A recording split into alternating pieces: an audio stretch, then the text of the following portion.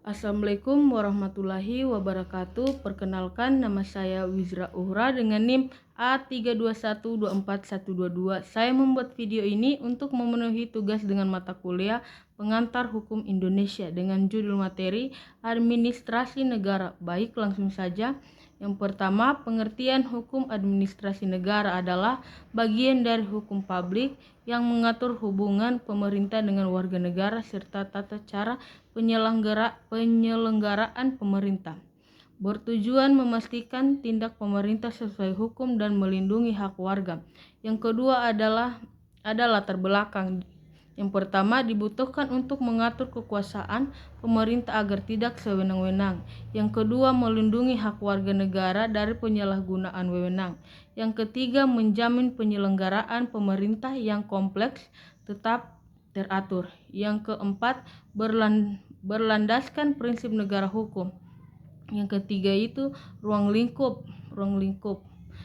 Yang pertama, tindakan dan kebijakan pemerintah. Yang kedua, pelayanan publik. Yang ketiga, pengawasan dan pertanggungjawaban pejabat. Yang keempat, penyelesaian sengketa administrasi. Yang kelima, pengelolaan sumber daya publik. Yang keempat, hubungan dengan hukum lain.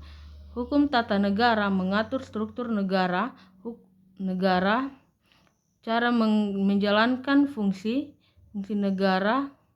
Yang kedua, hukum pidana melanggar administrasi dapat berimplikasi pidana. Yang ketiga, hukum perdata. Pemerintah juga terlibat dalam hubungan perdata. Yang keempat, hukum lingkungan. Mengatur kebijakan pemerintah terkait lingkungan.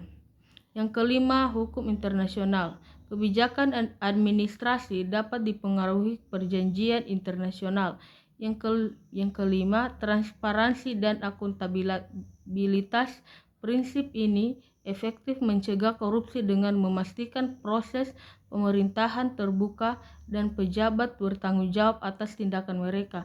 Yang keenam, fungsi hukum administrasi negara.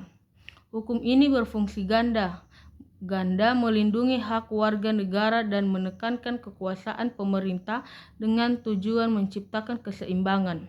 Yang ketujuh, prinsip legalitas dan fleksibilitas.